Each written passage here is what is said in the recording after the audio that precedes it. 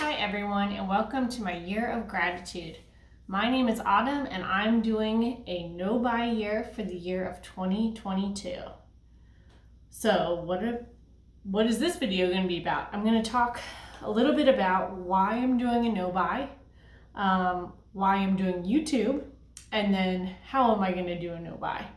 So the first question is, why am I doing a no-buy? Well, I think that the biggest thing is trying to find a new relationship with stuff. I think in this climate of fast fashion, and particularly since the pandemic in 2020, I think we as a culture, and I specifically, have had a hard time separating myself emotionally from things. So I'm trying to get back into a balance of loving and appreciating beautiful things, but also having a good, mindset about it, being discerning, being mindful, and then also for financial reasons. So the first thing is relationship with stuff. I've had a kind of up and down relationship with things, and I was trying to think about what started this. And I think even going back to my childhood, I remember, when I would have a bad day or if I wasn't feeling good, one of the things my mom would often say is like, let's go to Target or somewhere and buy a little happy. And it's not her fault, and obviously, she could have had a lot of other bad things to say. But I think what happened with that is at a young age, I started having a somewhat emotional relationship with buying things. And it became a coping mechanism. To buy things was sort of, a retail therapy. It was a way to put a Band-Aid over it and not really address whatever was truly upsetting me at the time. So as I got into my adulthood, I carried that forward, and it became more things and more expensive things. So I'm trying to walk that back a little bit, and instead of buying something every time I'm upset or every time I want to reward myself, even trying to look at what the root cause is and fix the problem. The other thing is, I truly do have an appreciation for things, for beautiful things. I think I'm materialistic, but in a better way than what we think of as materialistic. I have an appreciation for things that are well made and quality items that are truly beautiful. I've never been one to want to shop at Forever 21 or Zara or H&M. I would rather have something that is well made and is quality. The trouble is how people say quality over quantity? Well, I want both. So I want the best made things, but I want a lot of them. So trying to have less of those things, but still continue to have them be good quality is a goal for mine.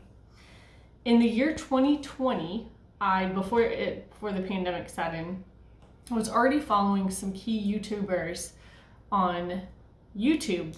The best one, and I'm sure if you're watching this video, you've probably already seen her, is Hannah Louise Poston. So I would recommend, if you haven't already, follow her. In 2018, she did a no-buy, a very strict no-buy, and that really inspired me to want to take a look at my own consumer habits. So for 2020, I didn't do a no-buy, but what I did do is I actually just kept a track of what I purchased. Kind of like if you ever start calorie counting, the first thing they recommend you doing is just for a week, just write down everything you ate and the calories, and then you kind of get a gauge of where you're at. So that's what I did in 2020. I didn't know halfway through the year, obviously, we were going to hit the pandemic, and I think I went a little crazy after that. They had all these sales and you were stuck at home and vacations were canceled. So that was an eye-opener as to how much stuff I was buying. I also kept a track record of how many things I got rid of, whether I gave them away, whether I sold them, returned them. And it was a shocking amount of things that at the end of the year I didn't have any longer. So that told me a lot about my consumer spending and habits, and also just the kind of throwaway mentality I had about the things. 2021, I didn't do a tracking as far as what I was spending, but what I did do was keep track of what I was using. So for instance, I have a bunch of handbags, some luxury, some mid-level, and I had yellow tape on each one of the bags in my closet. And every time I would use that bag, I would then put a tally mark next to that bag. So at the end of the year, I could see which ones that I actually use. I did the same thing with my clothes. I didn't put tally marks, but I put a piece of tape over each hanger. And as I used them, I took off that tape. And so I got to see at the end of the year, like what things still had tape on them. It means I didn't wear them for the entire year. So that gave me a better sense of what I was using, what I was not using. So I feel like those two things really helped me get to where I am now, which is I'm ready to take a larger, bigger commitment into doing an actual no-buy. Another couple reasons why I'm doing this. I'm going to be starting a master's program here shortly, and college is expensive. So I need more money for that. So I figure if I cut down a lot on spending for, clothing, makeup, that type of thing, hopefully I can do this program without ever having to take out a loan. So that is my big goal, and I think it's possible. I've worked the finances out over and over again, particularly if I do it part-time. I haven't decided whether I'm doing it part-time or full-time yet. If I do it part-time, I can certainly do it. If I do it full-time, we'll see. So that's a big reason why I'm doing that this year. And lastly, but I think very importantly, is sustainability. We're living in this culture right now, which is very dangerous in terms of how many things we throw away. I'll get more into it in a different video, but I actually work at a mid-level luxury handbag and accessories store, and I've worked there 12 years, and in my time there, I have seen the culture shift towards buying more and more and throwing more and more away. And so we can talk about that in another video, but I'm very concerned about it, and I want to do my part and not participate in that as much as I can. Okay, so why am I doing YouTube? Mostly because I want to give back. I really got so much out of watching Hannah's videos, and there was another girl, I don't remember her last name, but I think her first name was Tara, and she did one, I want to say in 2019, no-buy year, and she had some really good videos as well. So check those two people out. They helped me so much just following their journey, seeing what worked, what didn't work, and learning from them. So I'm hoping that I can do the same for some other people that are going on this journey, and hopefully I can help you, and also you guys can keep me accountable, and I hope that by putting out these videos and making sure I check in, it'll keep me on the path that I want to be on. And then last thing, how am I doing the no-buy? So I have my little notebook here about how are we doing this. Okay, so no-buy rules for 2022. First thing is it's going to be a replacements allowed no-buy. I want to make sure that I have everything I usually use, whether it's skincare, makeup, even shoes and clothing. If something like, for instance, my winter boots wear out, I'm allowed to get new ones. And then I'm allowed to buy things that I absolutely need. So I don't feel like there's going to be many of those, but I just wanted to allow that for in the case, we go on a trip and for some reason I need to buy hiking shoes. I don't have hiking shoes, so I would be allowed to buy hiking shoes. Okay, and then the place where I work, we get a couple of good discounts a month. They're called 50/50s, and basically you take 50% off of an item and then you take 50% off again, equals 75% off. So we're allowed to choose 2 items per month that are wear to work items. So it'd be like jewelry and clothing, predominantly in shoes.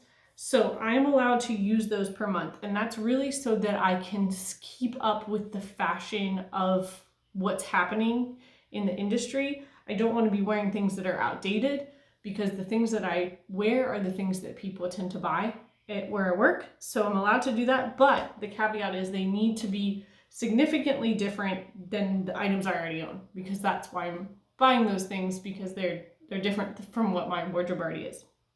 So I'm allowed to get those. And then I'm allowed to purchase experiences, and we can dine out. We don't have a huge problem dining out as a family, so I don't necessarily feel like we need to focus on that much. And then I did write in some other exceptions that are if these become available, I want to get another one. I know they went viral. This one I've actually had for a few months, so I purchased it before that happened. But I want to get more because they're really, really good, particularly in the wintertime. So if those ever come available, I'm allowed to get that. I'm also allowed to get a Chanel card holder. I have one currently, and I'd really, really like to get another one, but they have not been available. So when that does come available, I'm allowed to purchase that. And there's a few other things in there.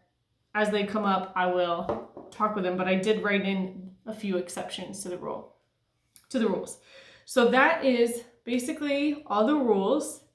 Oh, and then one other thing is the place where I work, we're allowed to once a quarter select 2 things from a pre-made list that are completely free. So I don't actually buy them. I do get taxed on them. So I may share those things. They're called wardrobing or allotment. I'm allowed to get those things as well. So those are the rules. I really hope that you folks will join me in this year, and hopefully we can inspire each other and help keep each other accountable. And I think it'll be really fun. And I hope you continue to watch my videos. I plan on uploading one a week, and they will either be check-ins where I tell you how I did for that month, or I'm going to do some favorites, because I'm really trying to use what I have and focus on what I have in my collection. So I'll be sharing what my favorites were each month. And then I might do some other videos. I have a modest luxury handbag collection, and then I have a bunch of other bags from like contemporary designers. So I'll be sharing some videos with that. And I think that's it. So anyways, thank you so much for joining me, and I hope to see you in the following weeks. Bye.